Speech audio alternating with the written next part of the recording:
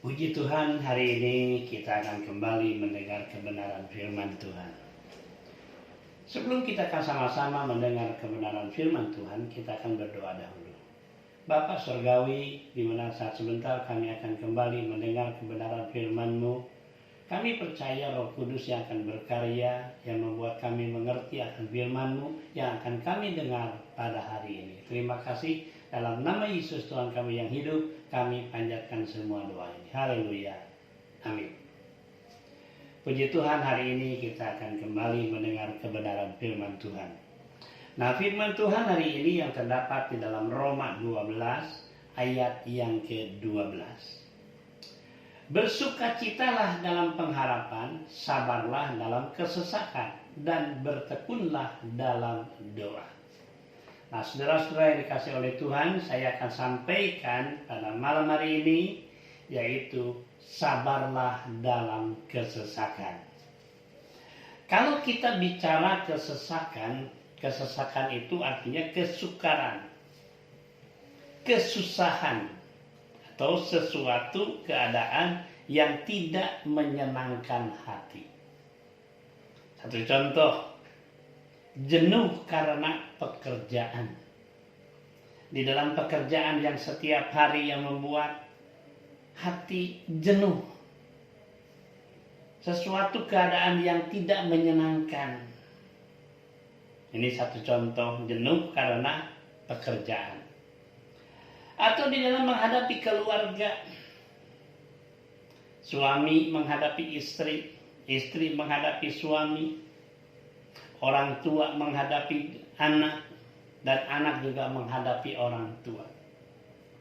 Satu saat akan mengalami yang disebut namanya kesesakan. Tadi saya katakan kesesakan itu sesuatu keadaan yang tidak menyenangkan hati. Atau keadaan ekonomi. Nah, ini juga bisa membuat kesesakan akan terjadi. Biasanya orang tak ingin lama tinggal di dalam kesesakan. Artinya dia tidak sabar, ingin cepat keluar dari kesesakan. Lalu apa reaksinya?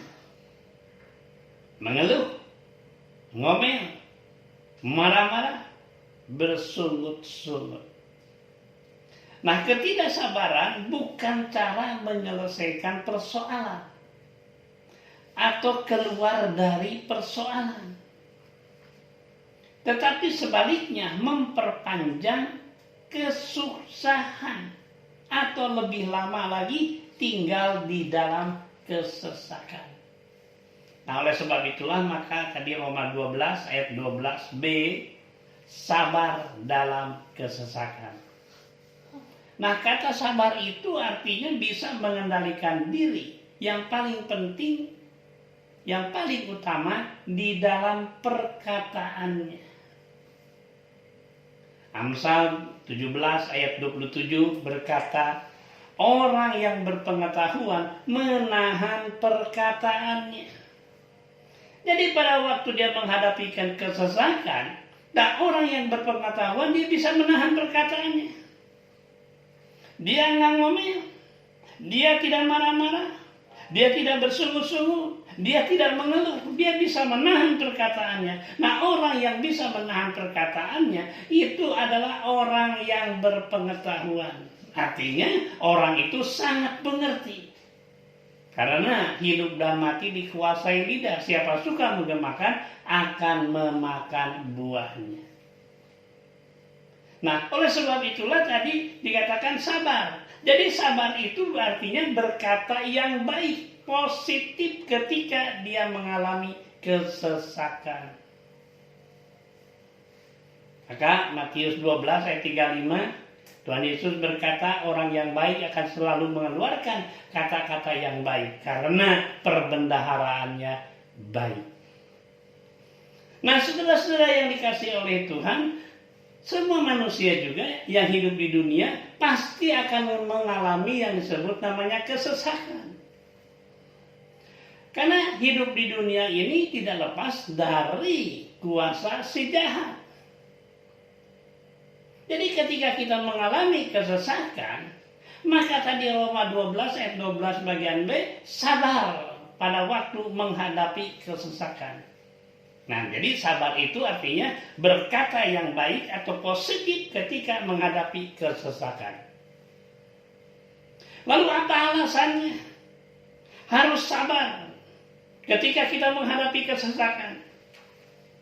Nah, Pengkhotbah pasal yang ketiga, saudara perhatikan Pengkhotbah 3 ayat yang pertama sampai ayat yang ke-11. Saudara perhatikan Pengkhotbah 3 ayat yang pertama. Untuk segala sesuatu ada masanya. Untuk apapun di bawah langit ada waktunya. Kemudian ayat yang ke-11. Ia membuat segala sesuatu indah pada waktunya. Bahkan ia memberikan kekekalan dalam hati mereka. Tetapi manusia tidak dapat menyelami pekerjaan yang dilakukan Allah dari awal sampai akhir. Jadi segala sesuatu yang ada di bawah kolong langit ada waktunya. Ada waktunya kita mengalami kesesakan. Tetapi pada waktu mengalami kesesakan, seringkali manusia tidak mengerti yang dilakukan Allah. Jadi ketika kita menghadapi kesesakan, Anda dan saya harus mengerti. Karena pada waktu kita mengalami kesesakan, harus berkata yang baik.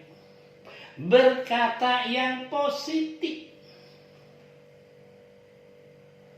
Nah, ketika kita berkata yang positif,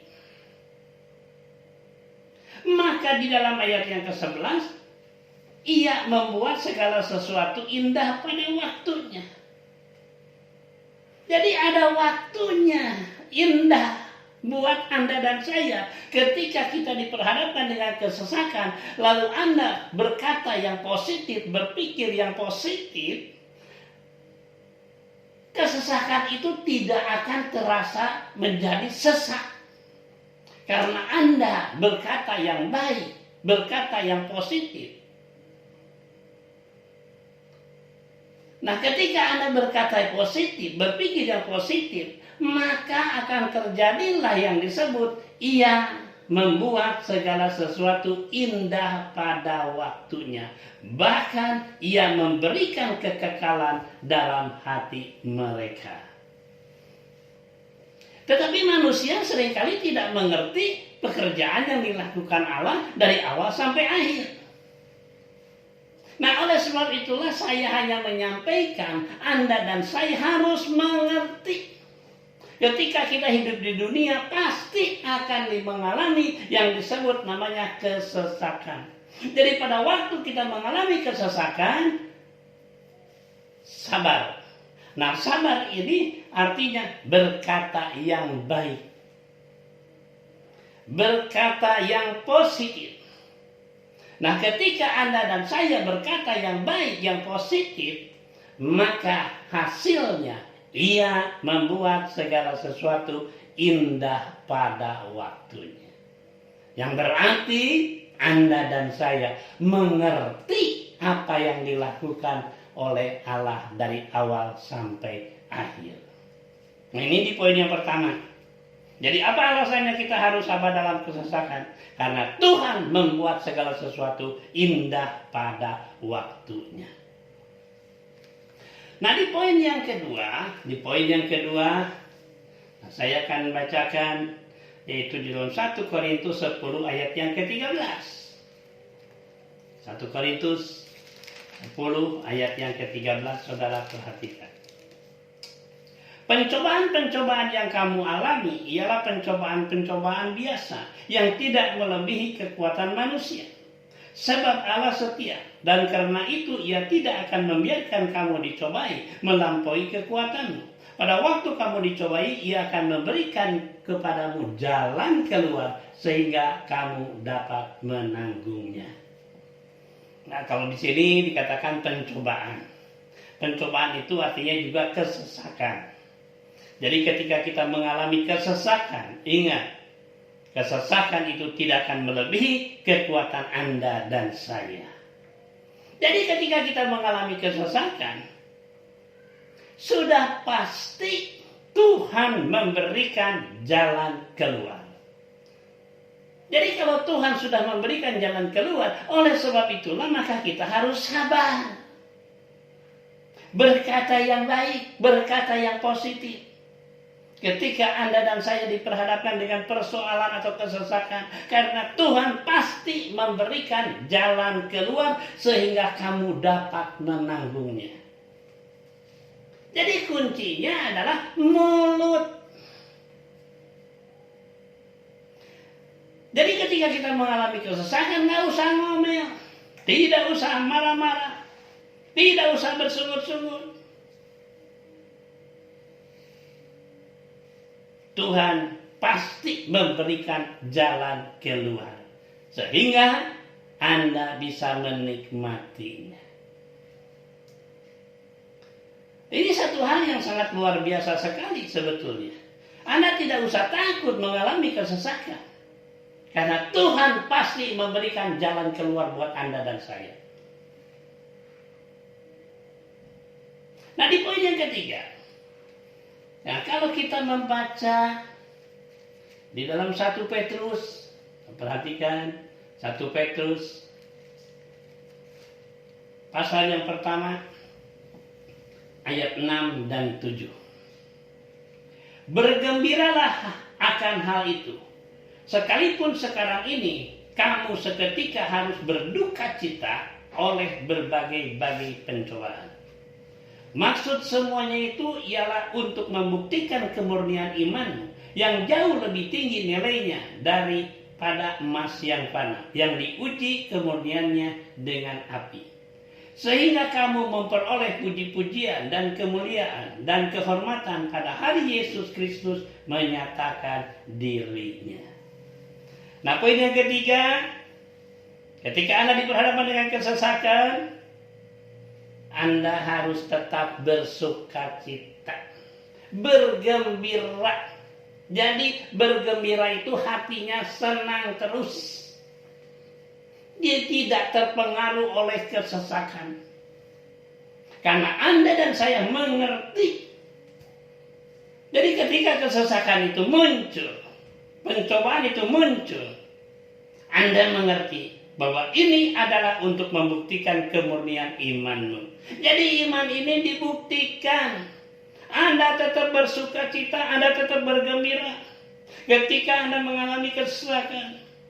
Itu untuk membuktikan kemurnian imanmu yang jauh lebih tinggi untuk menerima kemuliaan dan kehormatan. Nah, jadi Anda dan saya harus mengerti. Jadi ketika Anda menghadapi kesesakan, hati Anda harus tetap bergembira, bersukacita. Karena ini adalah untuk membuktikan kemurnian imanmu. Jadi imanmu makin lama, makin bertumbuh.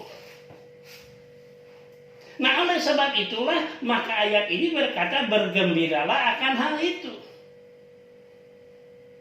Kata ngomel, kata bersungut-sungut, kata marah-marah harus dibuang.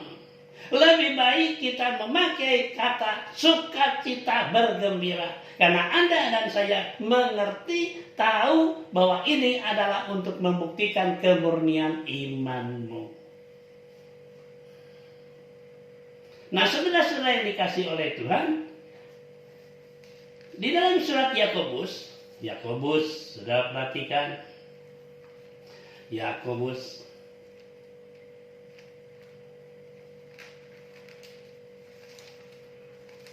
Nah, di dalam surat Yakobus pasal yang pertama ayat yang ke-12. Saudara perhatikan. Berbahagialah orang yang bertahan dalam pencobaan, sebab apabila ia sudah tahan uji, ia akan menerima mahkota kehidupan yang dijanjikan Allah kepada barang siapa yang mengasihi Dia. Jadi ketika kita menghadapi kesesakan atau yang disebut namanya pencobaan, apabila Anda sudah tahan uji,